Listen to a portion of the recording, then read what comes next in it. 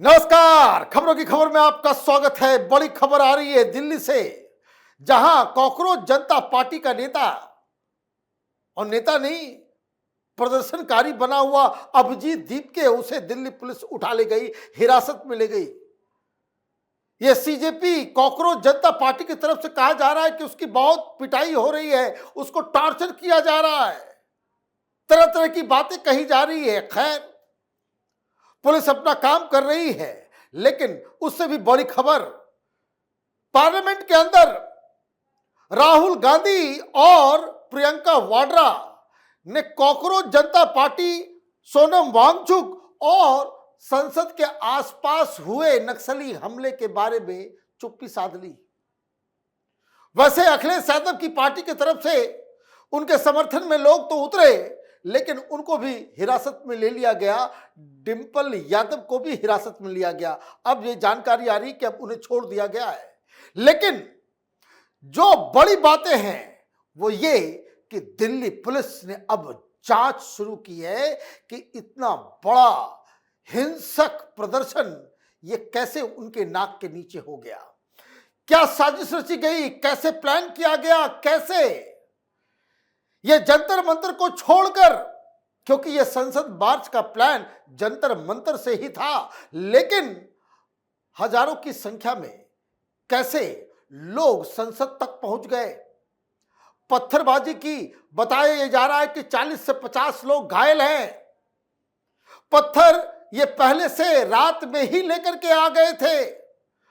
कई सारे WhatsApp group के बारे में मालूम चला है, एक एक बारीकी, और अब तक क्या हो रहा है और इस वक्त वहां जंतर मंतर में क्या हो रहा है उसकी मैं डिटेल दूंगा। लेकिन कुछ तस्वीरें आपको देखना जरूरी है ताकि आप निश्चिंत हो सकें कि अब कोई बवाल नहीं होने वाला। इन तस्वीरों को देखिए। ये तस्वीरें उसी जगह की है, शास्त्री भवन, रेल भवन, जो पार्लियामेंट के मकर द्वार के साथ लगा हुआ है, जहां से वो तस्वीरें आपने देखी कि बड़ा बवाल कुछ घंटे पहले मच रहा था, जहां आंसू गैस के गोले छोड़े गए थे। अभी यहां कोई नजर नहीं आ रहा, सारे प्रोटेस्टर्स भगा दिए गए। और ये लोग किधर गए?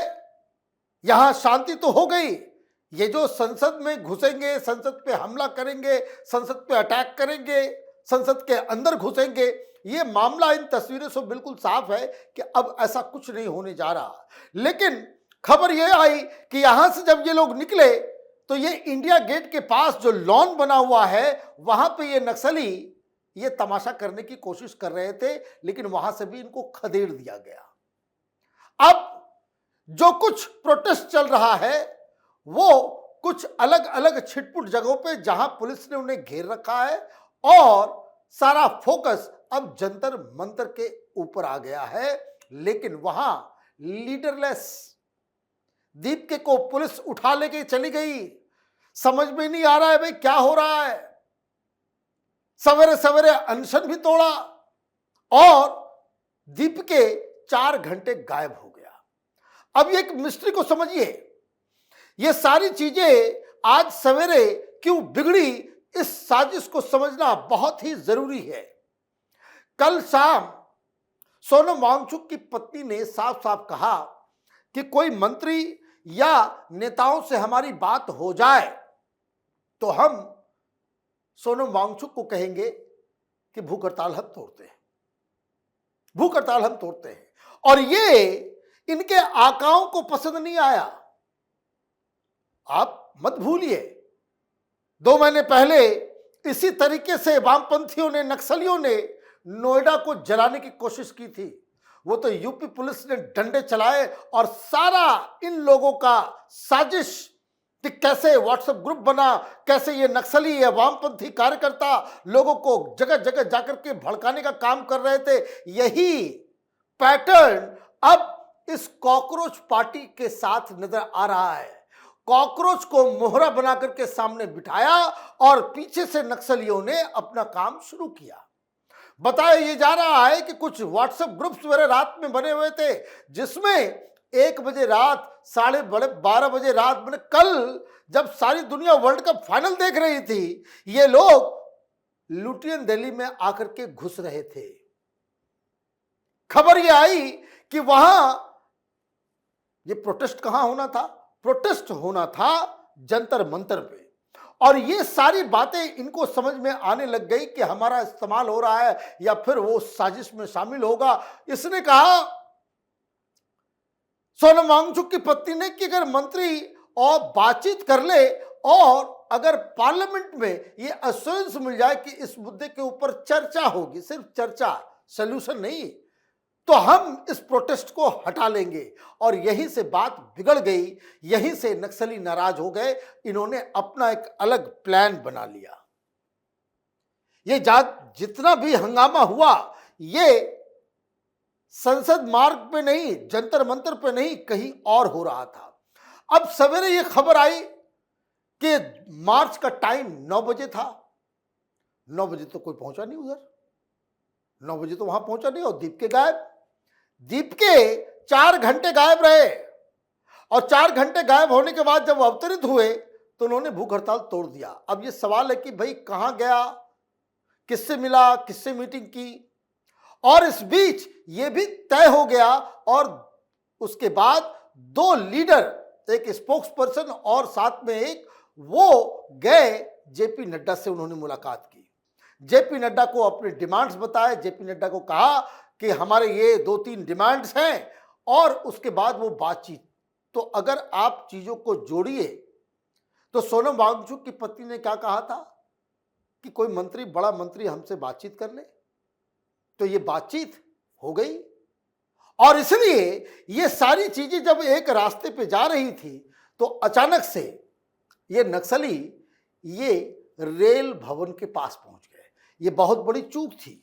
ये चूक इसलिए भी थी कि दिल्ली पुलिस को चाक चौबंद व्यवस्था पहले से करनी चाहिए थी। इनका चरित्र अलग है। ये लोग बहुत दूर की कौड़ी खेलते हैं। आप देखिए कि किस तरह के लोग सब वहां पे थे। यह आंदोलन छात्र आंदोलन नहीं था, कोई नीट के लिए आंदोलन नहीं हो रहा था। उस जगह पे तमाम एंटी नेशनल लोगों का जमावड़ा हो गया था। ये ऐसा एसएफआई, ये वामपंथी, ये नक्सली। वहां पे तो एक काउंटर पीएफआई का भी लगा हुआ था, कुछ लोगों ने बताया। बैंड ऑर्गेनाइजेशन है पीएफआई, और वहां स्टॉल खुला हुआ है, जैसे आयसा का खुला हुआ था, जैसे सारे लोगों का खुला हुआ था। और वहां पे क्या चल रहा था? बस नाम रहेगा अल्लाह का, बस नाम रहेगा अल्लाह का। आप करना क्या चाह रहे थे? पिछले 20 दिनों में स्टूडेंट के मुद्दे के ऊपर कोई बात करने वाला नहीं था। अब इनको यह लग रहा था कि भाई ये हम लोग करेंगे। और राजनीतिक पार्टियों के साथ क्या था? राहुल गांधी बहुत दिनों से ये सपना रहे थे, सपना कि देश में जेएनजी प्रोटेस्ट होगा, लोग सड़कों पे आएंगे और उसका मैं लीडर बनूंगा, ये सरकार जाने वाली है, नेपाल बना देंगे तो बांग्लादेश बना दिया जाएगा। ये बयानबाजी कांग्रेस की तरफ से हो रही थी ना। और कहीं कहीं जाकर के भाई हमारे यूथ को क्या हो गया है, ये सड़कों पे क्यों नहीं आते, ये सारी चीजें हुई। लेकिन सवेरे से राहुल गांधी साइलेंट मोड में, बिल्कुल कुछ नहीं। उनको ऐसा लग रहा था कि आज कुछ बड़ा हो जाए तो फिर खेल जो है हम खेलेंगे, फिर कांग्रेस पार्टी जो है इस सारे आंदोलन के ऊपर आकर के बैठ जाएगी, राहुल गांधी नेता बन जाएंगे।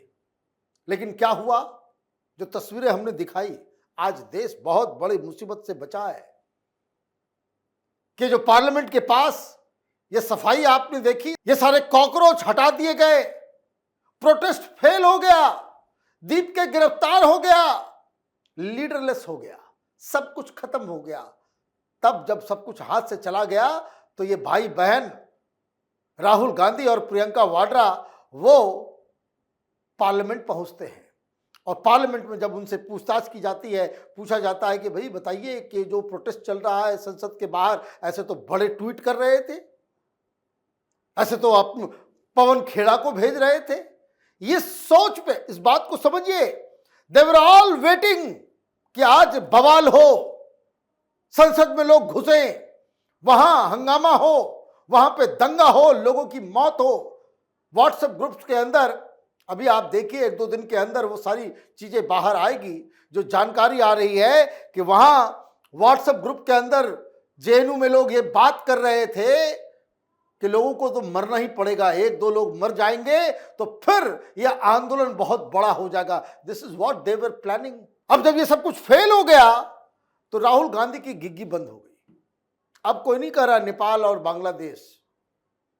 एक CIA, फोर्ड फाउंडेशन, देशद्रोहियों का गैंग हिंदुस्तान में ऑपरेट कर रहा है, जो कभी नोएडा तो कभी कोई और शहर को टारगेट करता है। इस बार इस कॉकरोच के पीछे पीछे जो है ये सांप दिल्ली को जलाने में जुटे हुए थे, लेकिन आज ये साजिश भी फेल हो गई।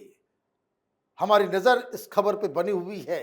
दिल्ली पुलिस कहां जांच को लेकर के जाती है, ये हिंसा के पीछे की साजिश क्या है, इस पे हमारी नजर है। आप देखते रहिए कैपिटल टीवी। हमारे वीडियोस को लाइक कीजिए, शेयर कीजिए और हमारे चैनल को सब्सक्राइब कीजिए। धन्यवाद।